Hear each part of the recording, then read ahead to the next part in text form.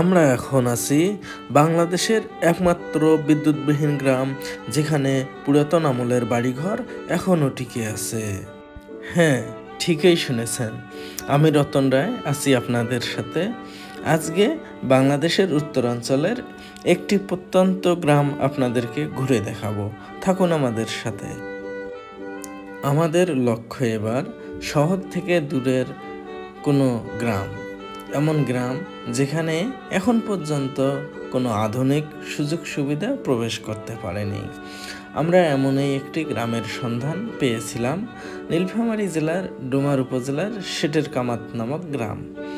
এই গ্রামটি একবারে সীমান্তবর্তী তথা বাংলাদেশ ভারত সীমান্ত ঘেঁষা হওয়ায় এখানে এখন পর্যন্ত আধুনিক সুযোগ সুবিধা সেভাবে পৌঁছাতে পারেনি। আমাদের যাত্রা শুরু হয়েছিল নীলফামারী সদর উপজেলা থেকে। এটি আমরা এখন যে রোডটি দিয়ে যাচ্ছি এটি ডোমার রোড। এটি মূলত এশিয়ান হাইওয়ের একটি অংশ।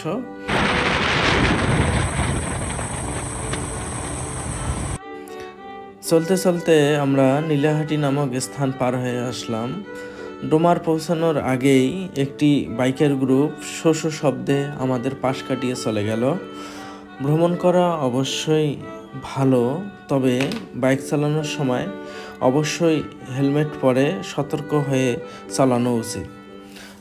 ডোমার পার হয়ে আসার পর রাস্তায় আমাদের হস্তি মামার সাথে দেখা। অতিকায় হস্তি মামার পিঠের উপরে বসার আমার অনেক দিনের শখ, হয়তো একদিন সে সুযোগ অবশ্যই পাব। যাই হোক, আমাদের দেখেই কিছুক্ষণ পর হস্তি মামা রাস্তা ছেড়ে দিয়ে আমাদের চলে যাবার অনুমতি দিয়ে দিল। অবশেষে আমরা চিলাহাটিতে পৌঁছে কিছু খানাপিনা গ্রহণ করে চিলাহাটির বিখ্যাত চিলাহাটি আইকনিক রেলওয়ে স্টেশন ঘুরে দেখে আবার চলতে শুরু করলাম শেটের কামাত নামক গ্রামের উদ্দেশ্যে। তবে এবারের রাস্তাগুলো প্রথমে দেখে মনে হচ্ছিল খুব ভালো হবে না, বাকি যাত্রা হয়তোবা। তবে না, কিছুদূর গিয়েই এরকম রাস্তা পেলে খুশি হওয়ার কথা। এই রাস্তাটি দেখে মনটা জুড়ে গেল। রাস্তাটির দুপাশে কত সুন্দর সবুজ ধানক্ষেত ও মেহগনি গাছ, এ যেন স্বপ্নের রাস্তা। আসলে বাংলাদেশের প্রকৃত সৌন্দর্য কেবলমাত্র গ্রামেই যে পাওয়া যায় তার নিদর্শন এই রাস্তাটি। একবার মনে হলো রাস্তাটিতে নেমে বসে থাকি। রাস্তাটি ও ধানক্ষেতগুলো দেখে বারবার জসীমউদ্দিনের সেই নকশিকাঁথার মাঠের কথা মনে হচ্ছিল। অবশেষে কয়েক ঘন্টার ভ্রমণ শেষে পৌঁছে গেলাম সেই শেটের কামাত নামক গ্রামে। সীমান্ত ঘেঁষা এই গ্রামটি যেন বিচ্ছিন্ন হয়ে আছে অন্য গ্রামগুলো থেকে।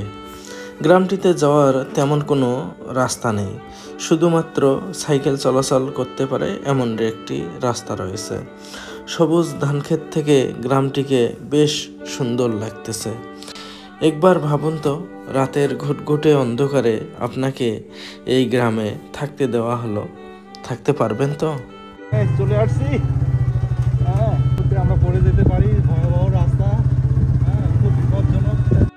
হঠাৎ অপরিচিত আমাদের দেখে সেখানকার বাচ্চাগুলো একটু আনইজি ফিল করতেছিল। যাই হোক, বাড়িগুলোর সবগুলোর একই রকমের ডিজাইন হওয়ায় খুব সুন্দর লাগতেছিল। এখানকার মানুষজনের প্রধান ও একমাত্র পেশা হচ্ছে কৃষিকাজ। আমরা খুব তাড়াতাড়ি দুটো ভিডিও ফুটেজ নিয়ে নিলাম, কারণ বাড়ির মা চাচিরা আনইজি ফিল করতেছিল। অবশেষে এখানকার বাচ্চাগুলো কিন্তু আমাদের সাথে মিশে গিয়েছিল খুব তাড়াতাড়ি। কবি যেমন বলেছেন, ছবির মতো দেশ আমার, ছবির মতো দেশ আমার, দেশের রূপের যেন নাইকো কোনো শেষ। ঠিক এইরকমই একটি গ্রামে আমরা বর্তমানে আসছি। এটি হচ্ছে বাংলাদেশের সর্বোত্তরের একটি জেলা, নীলফামারীর ডোমার উপজেলার একটি গ্রাম। এখানে আমি এক ভাইয়ের সাথে দেখা পাইছি। ভাইয়ের বাসা হচ্ছে এখানে। আসলে ভাই, আপনার নামটা? রেজাউল। রেজাউল ভাইয়ের আসলে ভাই, এই যে ওনারা যে এখানে একসাথে এতগুলো খড়ের বাড়ি করছে এবং সবাই মিলেমিশে আছে, এটার আসলে রহস্যটা কি? ভালোবাসার কারণে হয়তো অনেক দিনের খাতির ভালোবাসার সম্পর্ক আছে, সেই জন্য ওরা না যায়। গৃহস্থ এদেরকে ছাড়বে না, এরাও যাবে না। আচ্ছা আচ্ছা আচ্ছা। এই গ্রামটার নাম কি ভাই? সেটের কামাল। সেটের কামাল।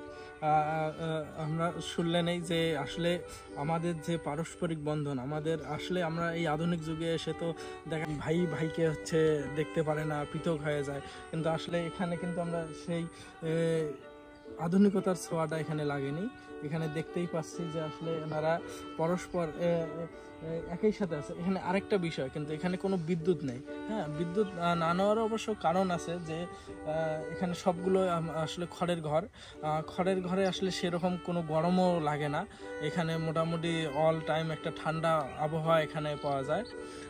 এখানে কিন্তু আরেকটা বিষয় যে চারপাশে কিন্তু কোনো বাড়িঘর নেই, একবারে ঠিক একটা মাঝামাঝি জায়গায় হচ্ছে এই বাড়িঘরগুলো।